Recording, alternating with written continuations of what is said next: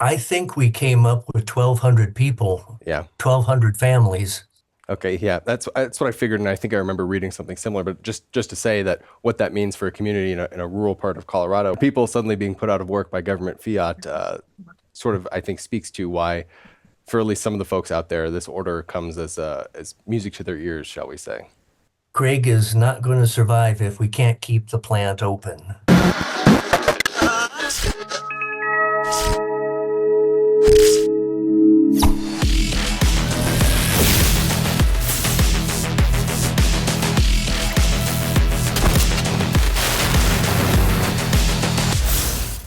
All right, ladies and gentlemen, welcome back to another episode of Power Gab, your go-to show for all things energy and environmental policy here in the state of Colorado. I'm Jake Fogleman, joined as always by my co-host Amy Cooke.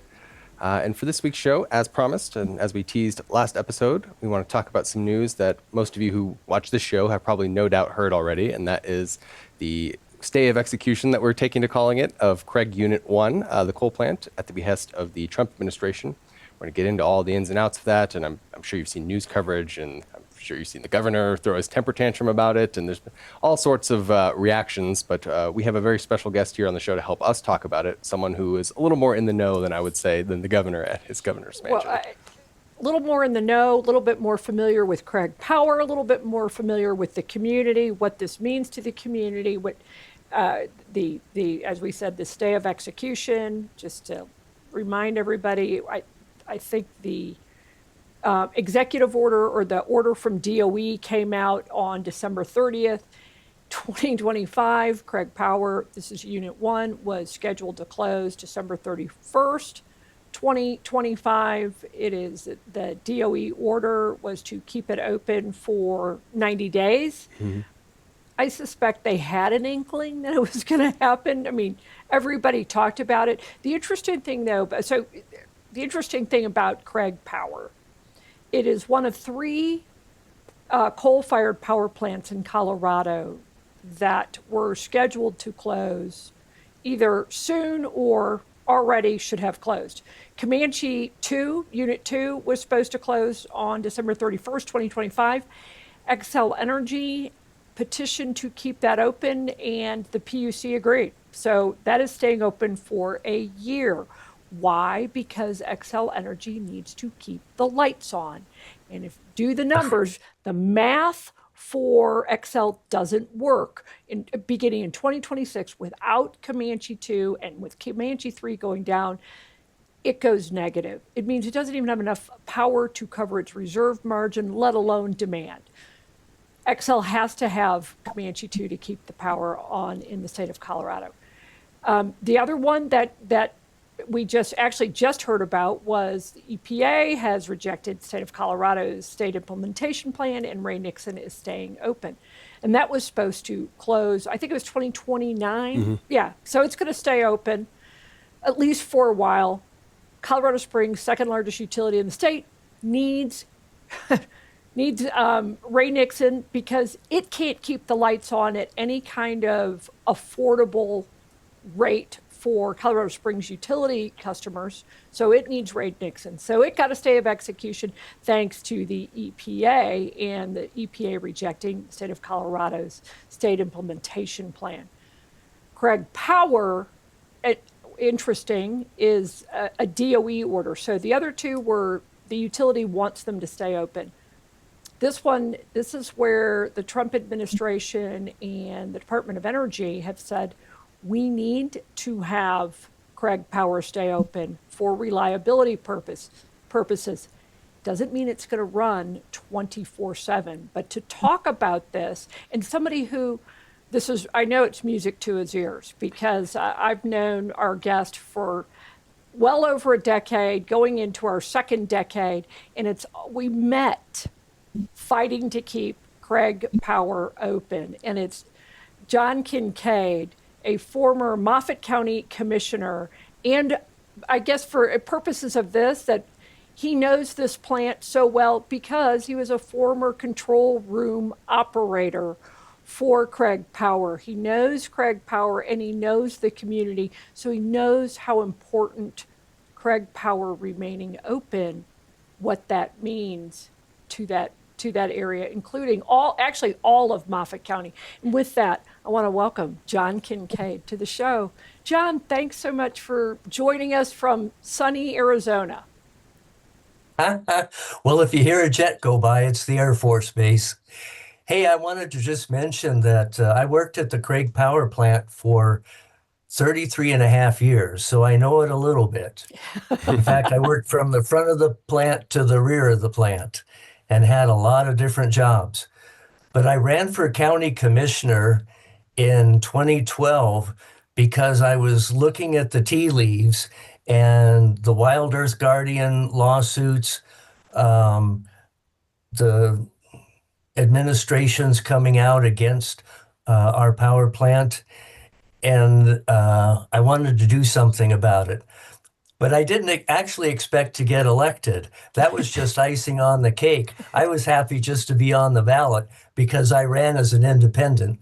Yeah, you ran unaffiliated, and you ran. I always love the story. You say you ran to the right of the Republican, which is probably what, to some extent, helped.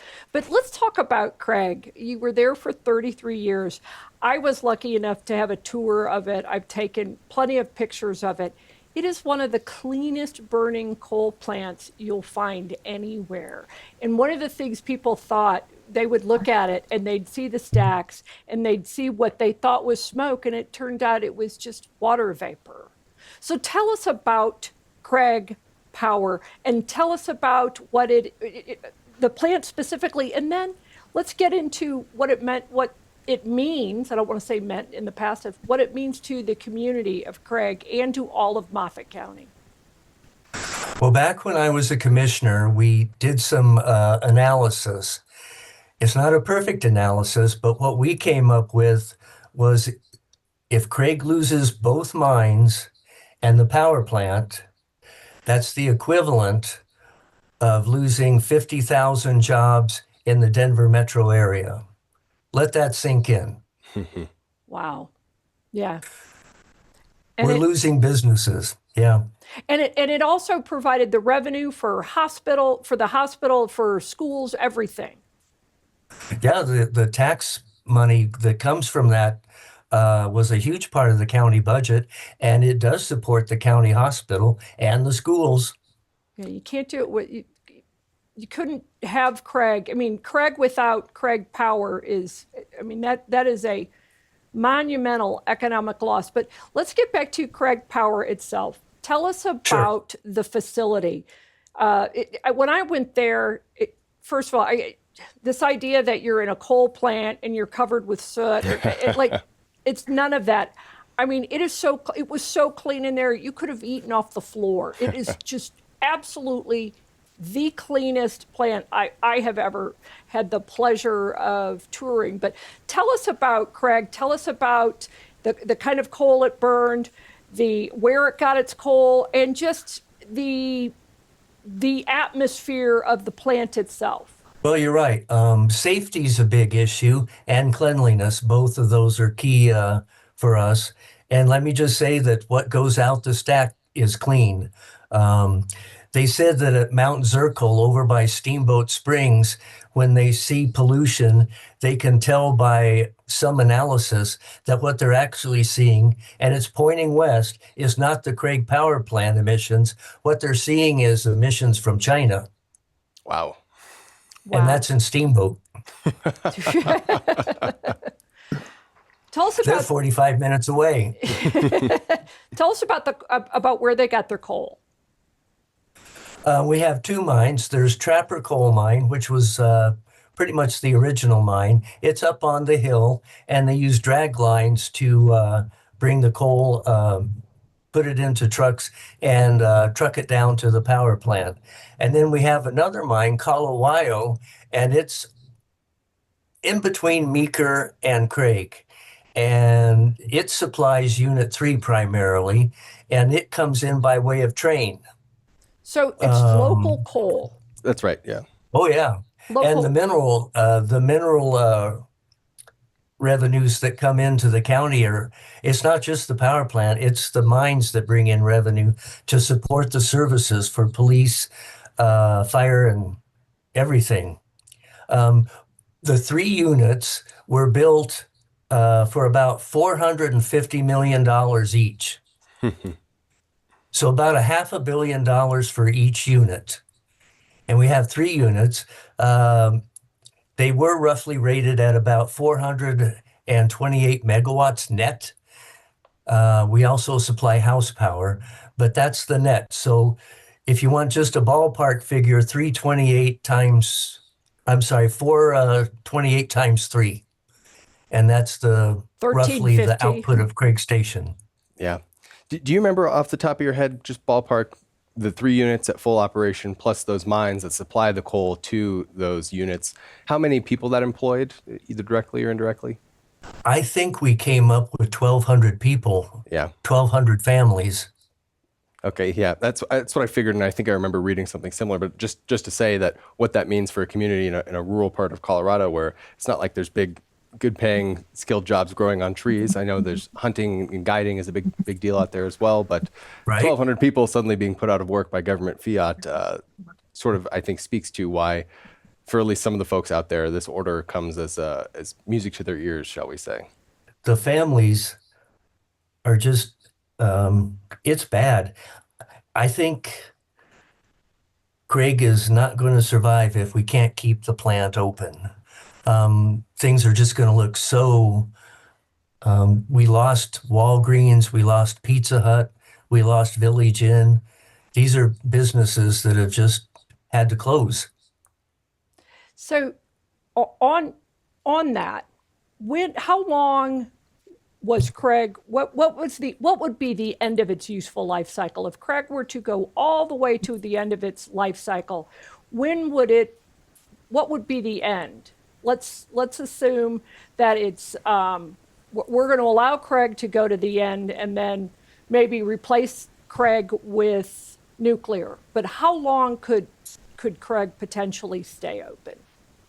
I don't know how much the tri-state has let things go. Okay. Do you kind of understand what I mean? Yeah. Here's what I know about Unit 1. They've been using parts from Unit 1 to keep Unit 2 going instead of buying parts from. They've been scavenging parts. Okay. So, and you and I had a little bit of an exchange on this. Funding to get Unit 1 going. You said, is there funding from DOE to do that? I hope so. Tri-State's not going to be in a position to finance this. Maybe the Rural Electrification Administration would give them a loan. That's one option. Maybe there'd be a grant from the Department of Energy. But we'll need funds to get things back up and gear things back up the way they should be. Well, and let's talk about the DOE order. Yeah. The DOE order doesn't even tell Craig to get up and, it didn't say January 1, you must be producing 428 megawatts of power. It essentially says, don't close. Right. Have this available Yes. in case of an energy emergency. That's the whole, the 202C orders, which is what the technical term is for this stuff, is in service of making sure that the grid is reliable in case of an emergency. And to your point, that doesn't necessarily mean you must run Unit 1 as a baseload unit in Colorado for the next 90 days or what have you. It just needs to be available should the grid conditions require that power. And that's why we were critical of a report that the Sierra Club commissioned and it was Earth Justice put it on their website. And, the usual suspects reported about it, and Governor Polis tweeted about it. It's going to cost $85 million to ratepayers to get Craig Power going. And that was based on historical operating costs. But how would he know? Yeah, well, and because he read the Sierra Club report. It makes him the smartest guy in the room. I mean, I looked at that report and I go, okay, first of all, the metrics they use are wrong. But I will say this: even if I were to take it at its face value, that $85 million is what it will cost to get it up and running. the point is, it's not going to run 24/7. So what they didn't model was the order. They modeled assuming that Craig Power will now be open for 24 hours a day, 365 days a year, and we're going to be putting coal into it. To me, the order says, don't decommission this, Right. and have it available if we need it. So it's not running the way that report that Governor Polis tweeted about and tried to scare everybody about the cost. But that is what the Sierra Club and Earth Justice and others are reporting, but they didn't actually model the order that came out. I did have a question just about, regardless of the reaction of folks like Governor Polis and the Sierra Club, who are never going to be happy with this. What has the reaction been in Moffat County and the Craig area? Have you heard from the community? Has the community voiced support for this decision ever since the DOE order came down? Well, you're talking to somebody who's really biased. But I think we're just hoping, and let's see how it plays out. They've been planning on this. Let me get started on the just transition. There is no such thing as a just transition for Moffat County, and you can mark that with an exclamation mark. Amy, you asked about the life of the plant. It was originally, I think, designed for 50 years, but it could go beyond that if it's well taken care of. And we need coal as a fuel for the electrical grid. Natural gas, you remember when we got bit in the rear end on that? When the natural gas prices, well, what was it? Natural gas went down in Texas, Yep. and then Excel and Tri-State had to pay an extra fee to make up the difference because gas is a commodity. It goes up and down. Coal contracts are constant. Coal contracts are long-term contracts, so you don't have that volatility and the potential for a huge spike in your prices. Coal is reliable. The sun and the wind, they're there when they're there, and they're not when they're not. Yeah, that actually raises a good point I wanted to ask you about, because there's an energy analyst named Mark Nelson who has a line that I really like that says, if you don't love coal or you don't appreciate coal, you're never going to be rid of it. And the gist of it is essentially people need to understand why we've used coal for so long, what role it plays on the grid. You mentioned the stability of the commodity itself, of the fuel, but also just the security of the supply. Natural gas is something that arrives to plants generally just in time. It comes to the plant as it's about to be combusted to generate electricity. And if something happens, have storage piles. That's exactly what I was going to ask you. What does coal do instead? How much fuel do you have on site to keep you going at any given period of time? Well, back during the heyday, it would have been quite a bit. Probably 6 months worth of coal at one time. Regulations used to read that you had to keep at least 30 days worth of coal available for, in case there was an interruption in transportation. Right. I just wanted you to. You can't do that with gas. No. Well, and that's what we've talked about that. Natural gas, listen, it's a great fuel. There are a lot of things you can do with it, but it's an on-time fuel source. It means to what Jake said, as it shows up, that's when it's burned. So whatever's coming in the pipeline is what is being used to generate power. It is reliable, but coal is a base load, and it's a workhorse. It's all, they have to keep that supply. So think about that, 6 months. 6 months this thing could go. and the only thing that would shut it down would be the lines going that are, the high voltage A power conveyor lines that are belt, going out. yeah. Yeah, I mean, that's it. It is amazing to me that you would want to shut down a plant like Craig that can keep 120 days of supply on site. It burns clean to the point that China's polluting the skies in Steamboat.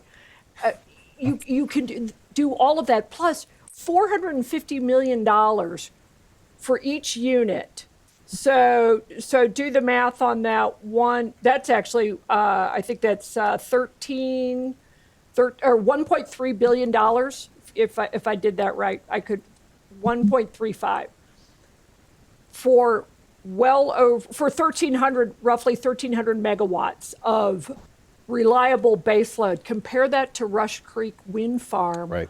That's $1 billion. 600 megawatt wind farm. That was the nameplate. But the capacity factor is between 49 and 80 megawatts, and you paid $1 billion for that. I mean, it is nuts. We've said it a million times, but our energy policy in this state is it's just crazy. I'm glad John brought up the just transition, because we talk about that all the time. The unjust transition is what we've taken to calling it. But this DOE order notwithstanding, has the state been in contact with Moffat County or the surrounding area about what they would like to see replace the Craig coal-fired power plant, assuming that their plans go through and it does get shut down? I haven't been in touch with the local leaders, at least at the county. I don't know. Okay. The reason I ask is because I haven't heard a whole lot about what they plan to. I know that they're ardent that the coal needs to go away, but they're less enthusiastic about having a concrete plan about what's going to make up those jobs, that baseload power, the energy security up in that region of the state where it means so much. And I think there was some requirement. I mean, XL had to pay Pueblo a certain amount, but Tri-State is supposed to pay out a certain amount, but Tri-State was initially not on board with shutting down Craig the way XL was more than willing to shut down coal, because they just wanted to. They have different customers, right? Tri-State has co-ops as customers. XL has captive ratepayers like us as customers. But I do think there was supposed to be there was a financial settlement that Tri-State was supposed to pay to Craig and to Moffat County, but I don't think it was much. I think you're right, and Whatever that payment was, it was peanuts. Yeah, and I think to your point, it was peanuts, and I believe the counties are now going before the PUC and challenging the just transition settlement, because they're saying, wait a minute, Pueblo's getting all this tax money and we're getting squat, and you're leaving us high and dry. So I think that actually is an active controversy right now. Maybe in a future show we'll dive into the details of that. Yeah. But that did just jog my memory. As we're coming up on time here, Amy, do you have any last questions for John? Actually, no. I mean, John, first of all, I just want to thank you for you worked tirelessly on trying to save Craig Power when you were a county commissioner. So I thank you for that. And I know that when you saw that DOE order, when you read about it, you must have been absolutely just ecstatic. I was ecstatic. Yeah. I had a meeting with Sally Jewell, the Secretary of Interior, during the Obama mining permit freeze. We got our permits approved by meeting with, it just takes local activism to get the ball rolling. Yeah, we've certainly seen that work in the past. I fear that those days may be over, and if we can't figure out a way to keep Craig Power open, I mean, absolutely keep it open, that threat is always going to loom over it. Or the just transition would be to take Craig Power, let it go through its natural life cycle, and give it the runway to convert it to nuclear. Yeah. Something that can make use of that facility and the transmission lines and the workforce that are eager to work. Do you have any takeaways for our listeners? I do. One, I'm going to quote our guest, John Kinkaid. No such thing as a just transition for Moffat County, with an exclamation point. Don't believe when you hear a just transition. There is no such thing. Two is we need coal. Coal keeps the lights on, and you can do it for less. The cheapest, the cheapest megawatt, or let's say kilowatt, is the one we've already built and paid for. So we need coal. And then three, get a generator, because if we can't keep coal plants open, or plants like Craig Power, Comanche, Nixon, you're going to need it, and you're going to need this guy for sure. Remember, we have a contest going. Drop your comments in, on PowerGab.org. Go to PowerGab.org. You'll find our shows. Drop it in the shows. We're starting from January of this year. We're going to do it till the end of the legislative session. We're going to pick the cleverest, pithiest, funniest. But if you mock us, we're probably we get to choose who we like or which comments we like. So make them clever, funny, something like that. And we should do that on the next show, is start coming up with some of the comments that we have selected. And then at the end, we're going to let you all vote for which ones you think are the best. But the winner gets the Predator, super quiet. It is a inverter generator. So we practice what we preach here. Get a generator, and we're going to give one to you. That's right. We always say firm You're your own going to grid. need it for the next wind event. That's right. That's exactly right. That's why we always say firm your own grid, and we want to help folks do that very thing. But that does it for us on another episode here of Power Gab. If folks like what they saw, they can head over to PowerGab.org to check out our entire back catalog. We produce new episodes every single week. We're also available wherever you get your audio shows, whether that's Spotify or Apple Podcasts. And if you would like to reach out to us to suggest future show topics or suggest guests like John that you'd like to see us interview on the program, you can send those our way at info@powergab.org. We always love hearing from you guys. But until next week, we'll see you.